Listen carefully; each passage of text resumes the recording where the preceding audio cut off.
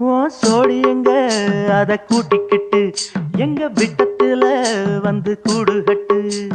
பொல்லாத வீடு கட்டு பொன்னான கூடு. இப்ப பொண்டாட்டி இல்ல வந்து எங்கூட பாடு. குருவி சிட்டுக்குருவி ஏ குருவி ஐயா உள்ளத்தில நல்ல அன்பு இருக்கு. ஆனா வீட்டுக்குள்ள கொஞ்சம் வம்பு இருக்கு. பொண்டாட்டிகாரி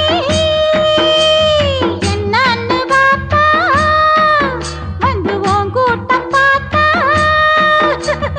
கொடக்கூலி கேப்பா.